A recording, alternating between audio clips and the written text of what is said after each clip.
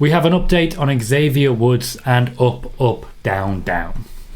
So I posted a video on YouTube recently about contract negotiations going badly for Xavier Woods and the WWE, or at least the connection not quite being where it should be, and I have something of an update to share on that. If you're not sure what I'm talking about, this is the news that Xavier Woods might simply be unwilling to sign a new contract, given that he hasn't exactly been getting favourable treatment despite all of the extra effort that he's been making for the WWE's UpUpDwnDwn gaming channel.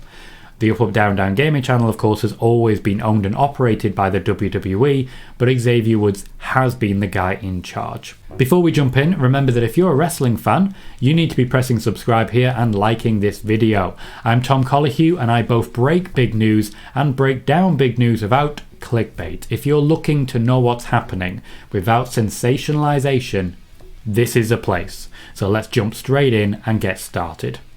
Xavier Woods has been running the UpUpDwnDwn gaming channel on the WWE's behalf with a dedicated team of producers, camera crew and editors for a number of years now, and it has been a tremendous success. It has grown to a considerable level to beyond 2 million subscribers, with both the efforts of Woods himself and also the continuing efforts of other WWE wrestlers that he has been able to invite the involvement of. They have all been compensated in ways for their time, but it has mostly just been on top of the money that they were already making and allowed Xavier Woods to not wrestle as much as the people in and around him. Some of the most successful videos on UpUpDwnDwn have been made using wrestlers who have been released, or simply left the company, and this has caused some issues.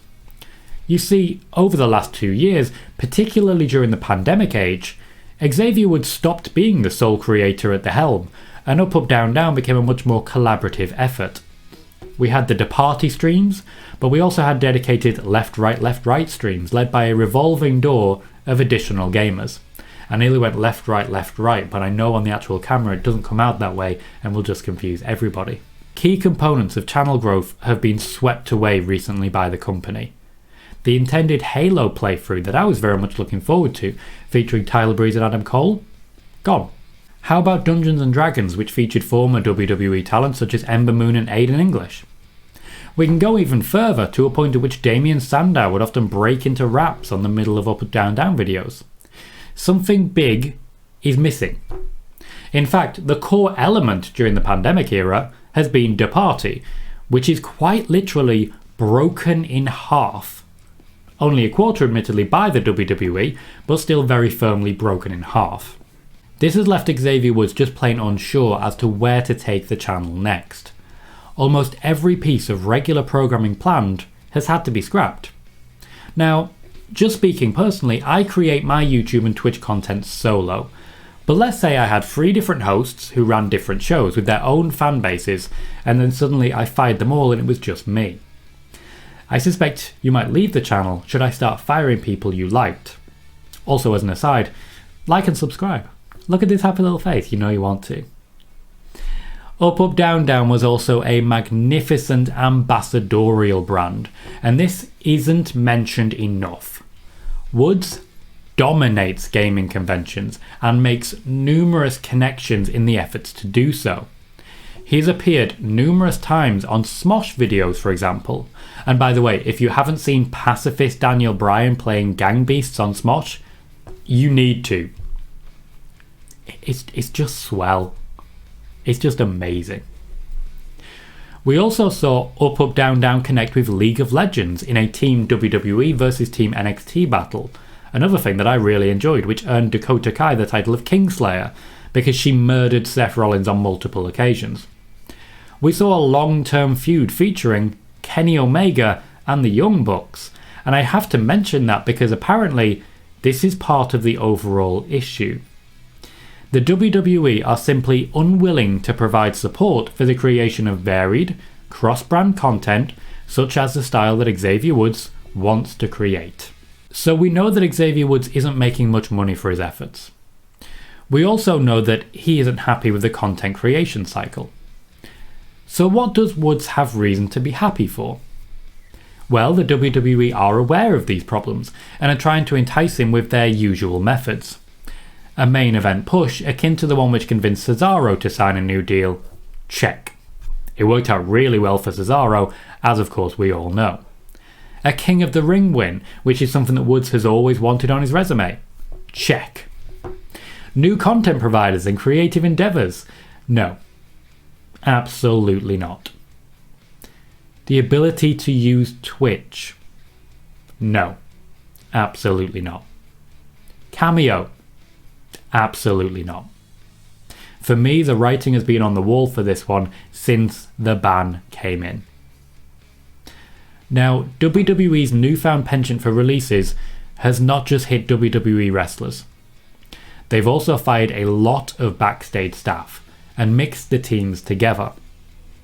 UpUpDwnDwn is not managed by the same people, and though I haven't been able to get a clear answer, it's very possible that the channel is now firmly under the remit of Kevin Dunn. Nick Khan also apparently doesn't see gaming as a major profit sector, and this is one of the reasons why the 2K games have not been very well supported. Basically, what this particular update boils down to is simple. Things are changing backstage in the WWE.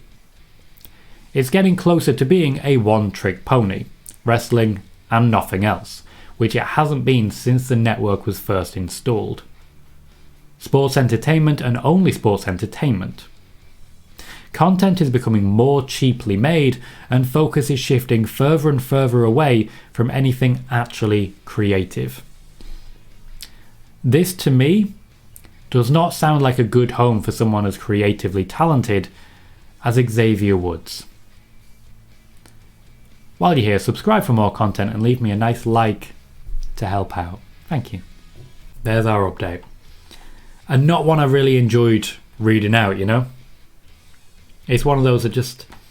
It hurts me a little as an UpUpDwnDwn fan, but it's true. I've not been seeing UpUpDwnDwn videos popping up on my stream since I watched a Mario Golf stream featuring DeParty, and the whole DeParty at that. At the time, Adam Cole had already gone, but they were working through a backlog of content.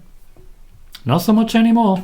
Michael says Vince bans Twitch, buys UpUpDwnDwn and doesn't pay Woods accordingly. He did not buy UpUpDwnDwn. The WWE always owned UpUpDwnDwn since day one. They just kept it quiet because they wanted it to be a face company. Buzzy says, man, this really sucks for Woods. It does. He's in a very difficult, basically impossible situation.